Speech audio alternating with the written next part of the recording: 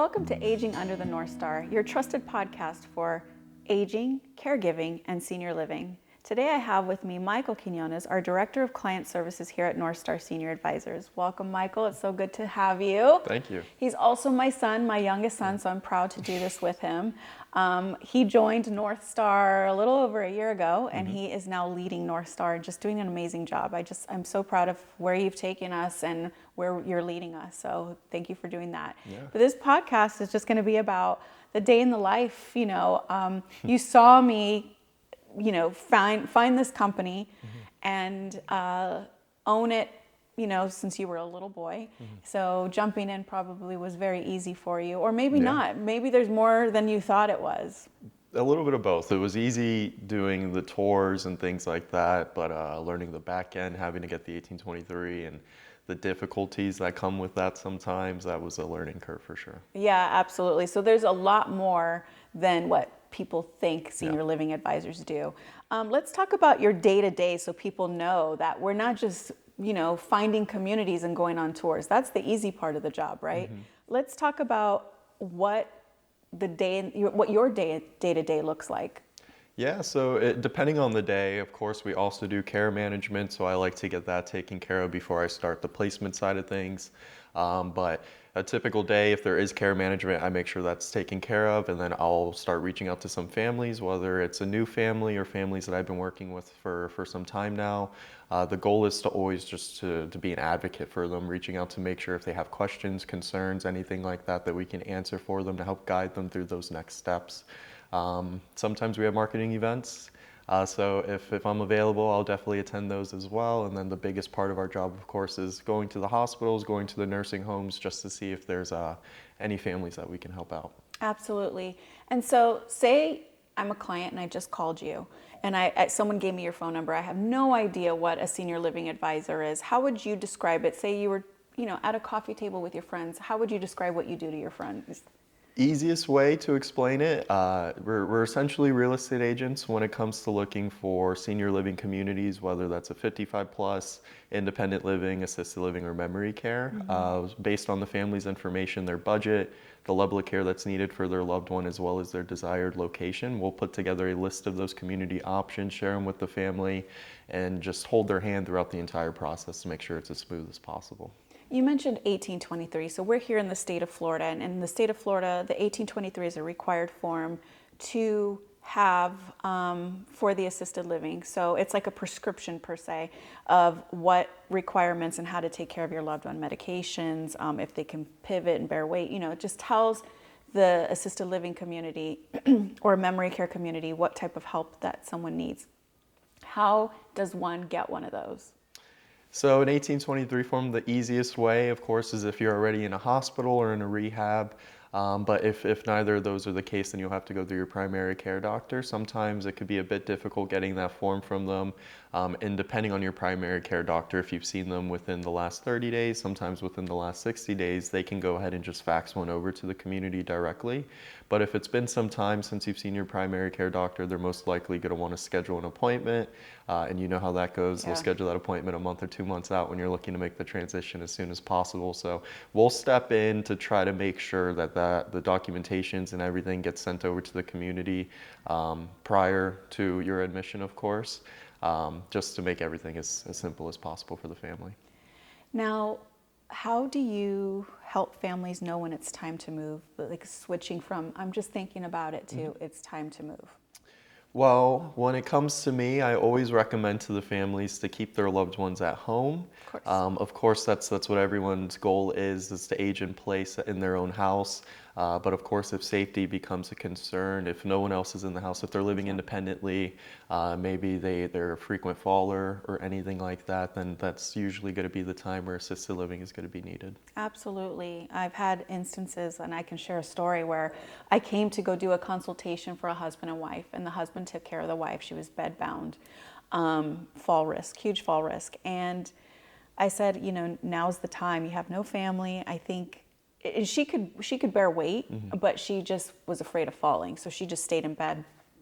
And I was like, now's the time for you guys to consider senior living. We're not going anywhere. We're not going anywhere. So then he called me and he's like, okay, come and meet us. Not a problem. I pull up and he is on the roof, sweeping the roof, and he's like 80, almost 90 years old. And I'm like, this is a huge risk. But needless to say, you know, when you get someone who's like, I am aging in place regardless, I had to share with him, like, okay, it's great that you're still independent at almost 90 years old, sweeping the top of the roof while your wife is at home pretty much bedbound. What happens if you were to slip and fall? Who's going to care for her? Yeah. And I've heard those stories too, unfortunately, where someone has fell in their home and no one has come to help them for hours on end, which is, I can't even imagine how scary that must be. But apart from the safety, if you're living at home independently, you're the only one in your home, you're not getting much socialization, and that's going to be a big part of just your lifestyle.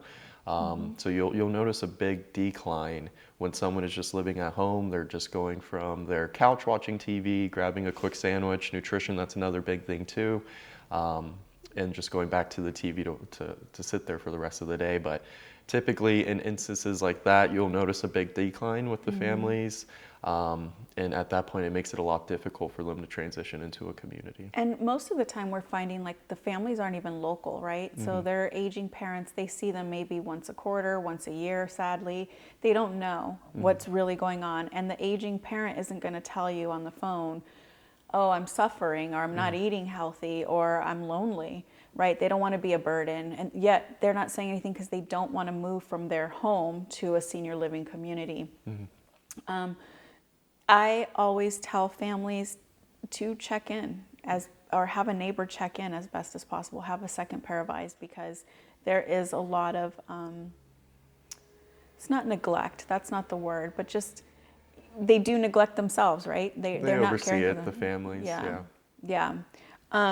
What mistakes do families commonly make when searching for senior living on their own, do you think, before they call us, and how can we prevent that? There's several mistakes that a family can make when it comes to searching for a community. Most of the times, location is going to be the biggest things. I've dealt with families where they want to find a community right next to their house, so that they're close with their loved ones. And I've also dealt with families where they want to find a community as far away from their house because they don't want to deal with their loved one. So I would say location, sometimes picking the community that's right outside of your neighborhood, it may not be the best community for your loved one. As well as Google ratings, as you know. A lot of the times that's what families base their decision off of, which community has the highest ratings, when most of the times the ratings on Google do not reflect how the community actually is. Yeah, that's true. Google ratings are great, but then there's plus and minuses to those. So we'll talk about that in another podcast, but yeah. And also, like, a good point when you say location. A lot of families are like, oh, I want them as close to me as possible, but it may not have all the amenities that your loved one wants. Like, for example, I had one who was adamant that she needed a washer and dryer in her own unit, and that was her thing. And I'm like, there is that community, but it's a half an hour away from your home. And the family, it had everything she wanted. Family was adamant about location, and I'm like, who's living there? Who's going to be the most happiest? I know it's convenient to you, but you got to understand that getting your loved one to a community as it is, that's tough. So we might as well make it the best for them. So I always ask the families, like, you live in area A, where do you work? Do you work in area B? Because then you can pop in during your lunch break or after work or whatever. So we can we can branch out. So that's a good point. Or even when it's the children that are doing the tours for their loved ones, rather than including them so that they can see the communities as well. The children are going to look for things that they personally like. They'll be like, oh, I love the view of this room, let's move mom in here. When mom may not care for a view, she may just want to find a community where it's smaller, it's more quaint, but sometimes families don't include them in the process. That is so true. When I go on tours, I have to point out things that are important. So grab bars, for example. The families are looking at the chandeliers. The families are looking at the wine bar. That's geared for us. That's geared for those that are, it's an emotional thing, right? So that's geared for us adult family, children or family members that are placing their loved one. But is that important for mom or dad? That's a good point. Is mom and dad even drink the wine? You know, were they drinkers before? Are they going to enjoy the bar? Are they, avid swimmers where they need the swimming pool? So yeah, care and food should be most important. how do you balance emotions and urgency and the realities of the care that, we get these calls all day, every day, and families are sharing their life stories with us, and they're trusting us to help them make wise decisions. How do you deal with that? It's the toughest part of the job. Every family, of course, is different. I would be a liar if I sat here and said there weren't times where I'm on a call and I tear up, or even when I'm in the middle of a tour and I tear up because some of the stories that they share with us. I'm working with a family right now who I placed yesterday. They recently retired. They had their whole life set up. They were going to live out their dream. They bought an RV. They were going to go state to state. When they got to Orlando, though, sadly, her husband had a stroke. They were originally from up north in the Utah area. And it was just too expensive, too complicated to get the husband from Orlando back to Utah. So the family decided to just pick up their life and come to Orlando. And that story really, really broke me down, because when you retire, those are your golden ages. And then now for the family to have to face something that they never saw coming. But luckily, we were able to quickly locate a community for him that can meet all of his needs. The wife was super happy with it. I was there yesterday to make sure that the move-in went well, and I'm happy to say that the family's doing really good there. That's awesome. So that you have like your rewarding moments too. Yeah. I know I've shed a lot of tears, in this industry, and it is very challenging. Just getting the families to understand that now is the right choice. The good thing about our company, we're not a franchise, so we're not pushing to, because we owe franchise fees and everything. We go at the family's pace.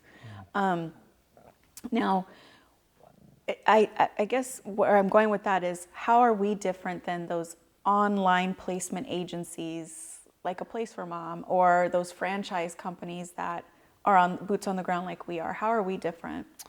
Well, when it comes to the larger placement companies, we're very much different than those. I always recommend to families use local placement companies rather than those big ones, because as you mentioned, we are boots on the ground.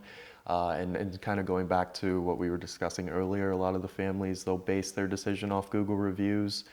So having someone that's local, boots on the ground, they see these communities all the time, they know the turnover rates. We've had the food at most of these communities, so it's a lot easier to plug and play, meaning that within a 10 to 15 minute conversation with the families, we're already getting an idea of some really, really good communities that could be a great option for their loved one. And that's something that you're not going to get with one of those larger placement companies. They're just going to blast your information out, and all these communities are now going to be bombarding you, texts, calls, emails, making the process very difficult, very stressful, which is another benefit when it comes to local placement companies, especially North Star. We don't share any contact information unless the families, of course, give us permission. Yep. When it comes to the other local placement companies here, they can share communities, they're boots on the ground as well, but the longevity that they have, it's not comparable to North Star. We've been around for almost 12 years now. Veteran-owned, nurse-owned, care management services, yes. Loyal senior living advisors. I'm very proud to say. All of those things, and then the cherry on top is just the connections that we have with these communities. Now, we can never guarantee anything, but we always work our hardest to make sure that we could get these families the best price. Whether it's an incentive on the community fee, possibly a month free, things like that. And we're luckily in the position to do that because of the longevity that North Star has. Yeah, no, I agree with that. And I guess my question, this is going to be, and there's so many challenges with our job, but what is the most challenging placement that you've had to date? Most challenging, there are several. There was definitely one that comes to mind. It was challenging, but most importantly, it was time consuming. I was assisting someone, they had no family in this area, all of them were out of this country. So I was having to go to his house to speak with him every day. He didn't do too well with over the calls. So I would have to go to his house, speak with him in person, guide him through the entire process, pick him up, bring him over to the community when that time came. I put his entire room together. That one took up a lot of my time. Yeah. We've done that too. I think a couple challenging things. One that I can recall is when your dad and I had just literally landed from Spain, and I got a phone call from an elderly lady that I had spoken to 2 weeks prior, and she was crying. And she was like, my son took $30,000 from me and left, and I have nowhere to go, and I need an assisted living facility. So we, straight from the airport, drove to her house, and it was a bad situation. So obviously we couldn't do a senior living community right then and there, but we made sure like her heating was on and everything was taken care of and she was comfortable. And the very next day we picked her up and we took her on a tour and got her situated into a new community. So we see a lot of sad things. Other times your dad and I had gone into a home and there was a lady laying in bed. She needed to be changed, no TV, nothing worked. I looked into her refrigerator and there was no food in her refrigerator whatsoever. And I called her son immediately. I'm like, have you checked in with your mom? He said, yeah, I took her McDonald's last week. I'm like, so she hasn't had a meal in a week. So these are things that we've seen. I think the most challenging is, especially right now, is the cost of senior living has gone up compared to when I started in the industry, and there's a lot of seniors that just can't afford it because it is private pay. So getting those challenging calls and having to tell the families, like, I'm so sorry that you just cannot afford it. The resources aren't there for you. That's probably the most challenging. But what is the most rewarding?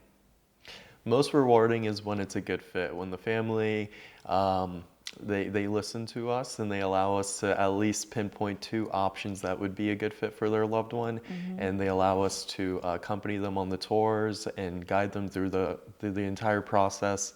But that move-in date, reaching out to the family if we're not available to be there in person, or if we're there in person to see everything happen, that is really rewarding. Absolutely. Yeah. When I get those kudos, I just recently had one where she was adamant. My husband needs a nursing home. He is not, good. He's not going to do well in a memory care.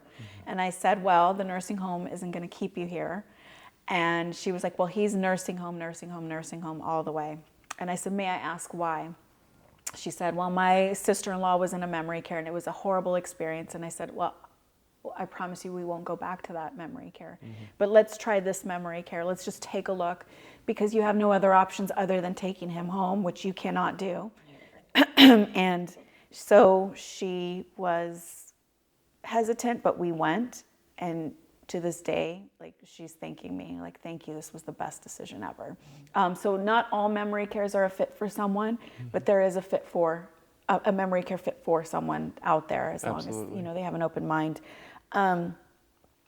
And what would you tell families about do not wait for a crisis to consider assisted living, especially when you're first getting into a skilled nursing facility from the hospital, right? You should start planning ahead. You should start planning from the moment your loved one was admitted into the skilled nursing facility, that discharge. You should start planning the discharge, because the insurances give you that 48-hour notice.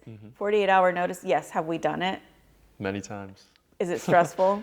Very much so. They have less of it's so much easier if you start planning ahead. And you hear, oh, we have 100 days. You have up to 100 days, Medicare days. Doesn't mean you have the whole entire 100 days. And you only get 48-hour notice to discharge. What would you tell families to start looking? Why? I always recommend a family start the process as soon as possible. We receive many calls where the families say we're not expecting to make the transition until early next year, 2 years, 3 years down the road, and that's completely okay. We're here to answer questions and guide you through the entire process. But I always recommend, let's start the touring process sooner rather than later.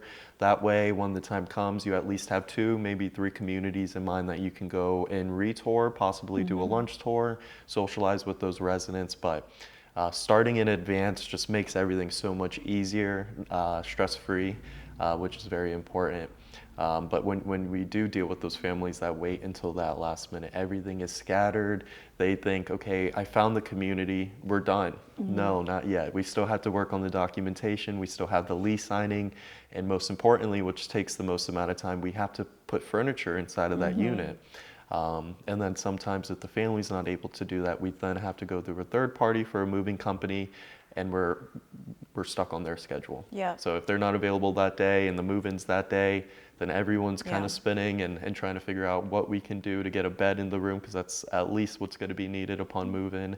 But Yeah, these places most of the time don't come furnished. yeah, Yeah, that's true. That is stressful, especially those 48-hour notices where it's like, we've got to find the community, and that takes a whole day. Then we got to get that 1823, and you got to find the movers that are going to be there quick. So there's a lot of moving parts in what we do, other than here's a list of places, let's go on tour. No, there's a that's lot what the more. families see, but on the back end, we're definitely doing a We're lot more pulling than our that. hair out. So if we have 5 to 10 clients going on at the same time, it can be really stressful. Yeah. What are you most proud of in what we do and why?